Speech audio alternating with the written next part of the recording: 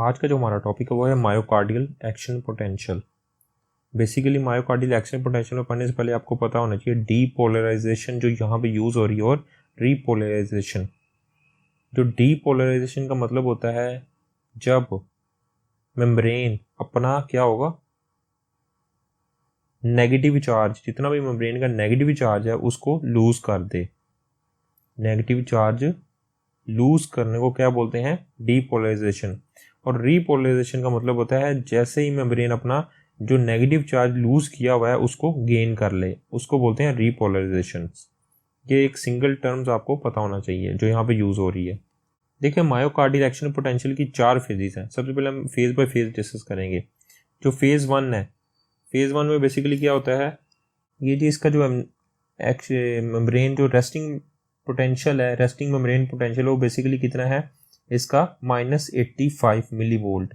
तो फेज 1 में क्या होता है, जो इनवर्ड करंट है, बेसिकली इनवर्ड क्या है आपका जो वोल्टेज, क्योंकि आपको पता सोडियम क्या होता है पॉजिटिव चार्ज है, तो इसका क्या है -85 मिली वोल्ट है। तो पॉजिटिव चार्ज सोडियम का अंदर आता है जिसकी वजह से जो मेम्ब्रेन है वो क्या होगी, अपना नेगेटिव चार्ज लूज कर देगी, मजीद पॉजिटिव होती रहेगी। अब उसकी वजह से क्या होगा, आपका जो सोडियम गेटेड चैनल्स है, वोल्टेज गेटेड सोडियम चैनल्स वो ओपन हो जाएंगे। यहाँ पे लिखा हुआ है कि आपका जो वोल्टेज गेटेड है सोडियम चैनल ओपन हो जाएंगे और डीपोलराइजेशन होगी। डीपोलराइजेशन क्यों होगी, क्योंकि मेम्ब्रेन अपना जो है वो नेगेटिव चार्ज लूज कर रही है और ये रैपिड अपस्ट्रोक होगा। ये देखें रैपिड अपस्ट्रोक हो रहा है। ये थी हमारी फेज 1। फेज 1 में मैंने ये बताया कि फेज 1 में बेसिकली क्या हो रहा है, रैपिड अपस्ट्रोक हो रहा है एक्शन पोटेंशियल का। और क्यों हो रहा है, क्यों, क्योंकि उसमें जो आपका जो इन वोल्टेज गेटेड सोडियम चैनल्स है वो ओपन हो रहे हैं और डीपोलराइजेशन करवा रहे हैं। अब इसको मेम्ब्रेन एक्शन पोटेंशियल को यहाँ पे डिस्कस भी कर लेते हैं कि फेज 0 में क्या हुआ। फेज 0 में क्या हुआ, रैपिड अपस्ट्रोक हुआ है, ये रैपिड अपस्ट्रोक हुआ है और उसकी वजह से डीपोलराइजेशन हुई है। डीपोलराइजेशन का मैंने आपको बता दिया, मेम्ब्रेन अपना नेगेटिव चार्ज लूज कर रही है। और क्यों हुआ है, क्योंकि इसमें voltage gated sodium channels open हुए हैं। जबकि फेज 1 में क्या होता है, देखें फेज 1 में ये होता है कि इसको क्लियर कर लेते हैं हम सबसे पहले। ये हमारी आ गई फेज 1। फेज 1 देखिए फेज 1 में लिखा हुआ है सबसे पहले क्या होगा, जो सोडियम वोल्टेज गेटेड चैनल्स हैं ये एक इक्विलिब्रियम पे जाके, इस जगह पे जाके क्या होंगे, क्लोज हो जाएंगे फेज 1 में जो आएंगे। और वहां पे क्या होंगे, वहां पे आपके पोटेशियम चैनल्स हैं वो ओपन होंगे। और फेज 1 को हम क्या बोले, initial repolarization. Initial repolarization, polarization का मतलब क्या है कि मैंने आपको सिंपल ये बताया कि मेम्ब्रेन अपना दोबारा जो लूज किया हुआ नेगेटिव चार्ज है वो गेन करेगी, लेकिन यहाँ पे इनिशियल है, यानी ये डीपोलराइजेशन का स्टार्ट है। यहाँ पे क्या होगा, पोटेशियम चैनल ओपन हो गया, जो सोडियम चैनल जो आ रहे थे वो क्या हो गए, क्लोज हो गया। और दूसरा क्या, इसे इनिशियल रीपोलराइजेशन कहते हैं। तो इसे हम यहाँ से डिस्कस भी कर लेते हैं। तो इसमें ये कह रहे हैं कि इनिशियल जो फेज 1 क्या इनिशियल रीपोलराइजेशन है, इसमें क्या इनएक्टिवेशन, जो सोडियम चैनल्स हैं, सोडियम वोल्टेज गेटेड चैनल्स हैं वो क्लोज हो गए हैं और वोल्टेज गेटेड जो पोटेशियम चैनल्स हैं वो ओपन हो गए हैं, बिगिन टू ओपन। हमारे पास जो सेकंड फेज है उसको हम डिस्कस करेंगे। देखिए सेकंड फेज में लिखा हुआ है यहाँ पे कैल्शियम और पोटेशियम। जो सेकंड फेज है इसको क्या बोलते हैं, हम सबसे पहले से बोलते हैं प्लेटू फेज। प्लेटू फेज बोलते हैं, प्लेटू of action potential, प्लेटू phase of action potential भी बोलते हैं। तो इसमें सबसे पहले जो फेज 1 में इसमें हमने बोला था कि पोटेशियम चैनल ओपन हो गए हैं। अब बेसिकली जो प्लेटू फेज है इसमें क्या होता है, इसमें आपका होता है कि पोटेशियम बाहर जाता है और इनवर्ड कैल्शियम आता है। कैल्शियम का इनफ्लक्स होता है through calcium voltage gated channels, through calcium voltage gated channels. और पोटेशियम क्या होगा, इफ्लक्स होता है, बाहर जाता है। अब बेसिकली जो इनवर्ड कैल्शियम आ रहा है ये क्या करता है, ये बेसिकली यहाँ पे पड़ा होता है सार्कोप्लाज्मिक रेटिकुलम। तो आपको पता है सार्कोप्लाज्मिक रेटिकुलम में कैल्शियम क्या होता है, उसे भरा हुआ होता है। जैसे ही कैल्शियम क्या करेगा, इनवर्ड आएगा, ये मजीद सार्कोप्लाज्मिक रेटिकुलम को ऑर्डर देगा जिसकी वजह से मजीद कैल्शियम रिलीज होगा। जब मजीद कैल्शियम रिलीज होगा वो क्या करेगा, वो बाइंड करेगा ट्रोपोनिन सी से, ट्रोपोनिन सी से कैल्शियम बाइंड करेगा और जो ये होगी एक्टिन और ये मायोसिन होती है। अब इसके दरमियान क्या होता है, ट्रोपोमायोसिन पड़ी होती है। क्या पड़ी होती है, एक्टिन मायोसिन के दरमियान क्या होती है, ट्रोपोमायोसिन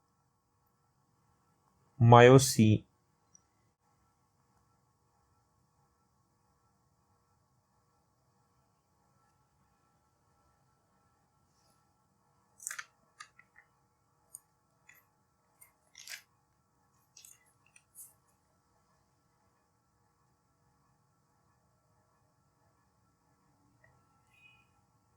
अब कैल्शियम क्या क्या वो उसने बाइंड किया, ट्रोपोनिन सी से बाइंड किया, और ट्रोपोनिन सी क्या होती है, जो ट्रोपोमायोसिन है उसके साथ बाइंड करके इसको जो एक्टिनोमायोसिन के दरमियान ये पड़ा हुआ था ब्रिज, इसको हटा देती है, और जिसकी वजह से एक्टिनोमायोसिन क्या करेंगे, थिक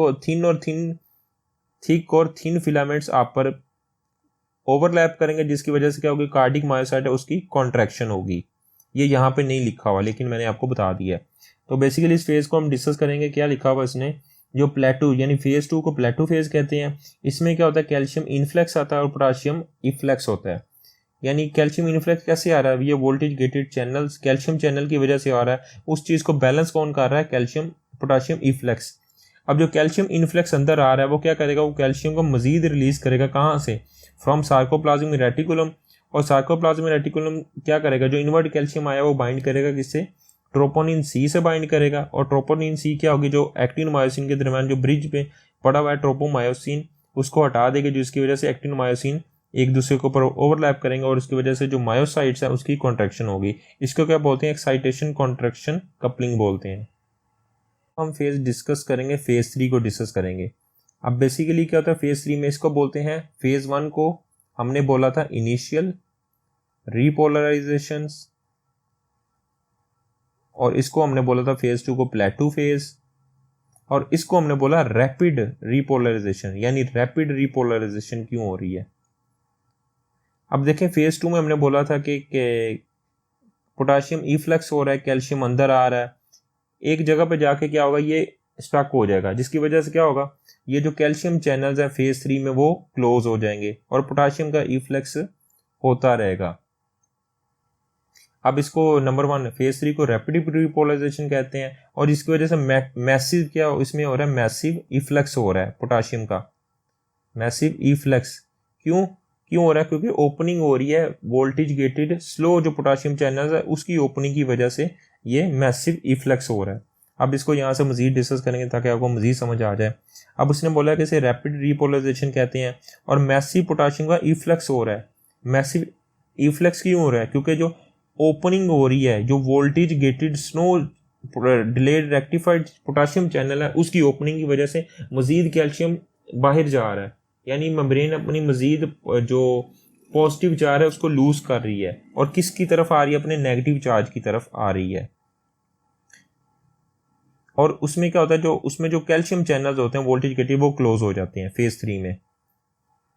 क्या है, स्केलेटल मसल्स है, जो कार्डिक जो मसल्स है वो बेसिकली क्या होता है, जो कार्डिक मसल का जो एक्शन पोटेंशियल है उसके जो प्लेटू फेज में क्या होता है आपको बताते हैं। ये फेज 0 थी, ये 1 थी, ये 2 थी, ये 3, ये 4। सेकंड फेज का प्लेटू फेज उसने बोला है कि पोटाशियम बाहर जाता है, कैल्शियम क्या होता है, कार्डिक मायोसाइट्स के अंदर आता है कैल्शियम। तो उसने बोला है कि cardiac action potential has a प्लेटू phase, क्योंकि इसकी वजह से क्या होता है, कैल्शियम इनफ्लक्स आता है पोटाशियम की, और इफ्लक्स होती है, बाहर जाता है। और जो कार्डिक मसल की कॉन्ट्रैक्शन के लिए क्या उसने बोला है कि कैल्शियम का इनफ्लक्स चाहिए होता है फ्रॉम एक्स्ट्रा। यानी कैल्शियम का कार्डिक मसल आपको पता है कैसे कॉन्ट्रैक्ट कर रहे थे, कार्डिक मसल ये बाहर से कैल्शियम आया, यहाँ पे सार्कोप्लाज्मिक रेटिकुलम था, उसने कार्डिक मसल कैल्शियम ने क्या किया, जो सार्कोप्लाज्मिक रेटिकुलम है वहाँ से कैल्शियम को रिलीज किया। इसे बोलते हैं कैल्शियम इंड्यूस कैल्शियम रिलीज। और वो जो कैल्शियम है वो ट्रोपोनिन सी के साथ बाइंड किया था, और ट्रोपोनिन सी ने क्या किया था, जो एक्टिनोमायोसिन के दरमियान क्या पड़ा हुआ था, ट्रोपोमायोसिन, उसको वहां से ब्रिज को हटा दिया था, जिसकी वजह से एक्टिन मायोसिन ओवरलैप हुए थे, वो कार्डिक मसल की कॉन्ट्रैक्शन हुई थी। तो यहाँ पे ये बता रहे हैं जो कार्डिक मसल्स हैं वो क्या होते हैं, वो कैल्शियम के उनको इनफ्लेक्स रिक्वायर होती है, यानी अपनी कंट्रैक्शन करने के लिए। और वो कहाँ से आता है, वो एक्स्ट्रा सेलुलर फ्लूइड से आता है, और जिसकी वजह से कैल्शियम रिलीज होता है फ्रॉम सार्कोप्लाज्मिक रेटिकुलम, जिसे बोलते हैं कैल्शियम इंड्यूस कैल्शियम रिलीज। अब कार्डिक जो मायोसाइट्स होते हैं वो इलेक्ट्रिकली कपल किस चीज़ से होते हैं, वो गैप जंक्शन से कपल होते हैं। बेसिकली गैप जंक्शन क्या है, बेसिकली क्या होते हैं, ये इंट्रासेलुलर जंक्शंस होते हैं। ये देखें ये सेल्स हैं, ये हार्ट के सेल्स हैं। तो बेसिकली क्या है, ये इंट्रासेलुलर जंक्शंस होते हैं जो बेसिकली क्या होती है, पैसेज, यहाँ पे किन चीज़ों की पैसेज होती है, मूवमेंट होती है, आयंस की मूवमेंट और स्मॉल जो होते हैं मॉलिक्यूल्स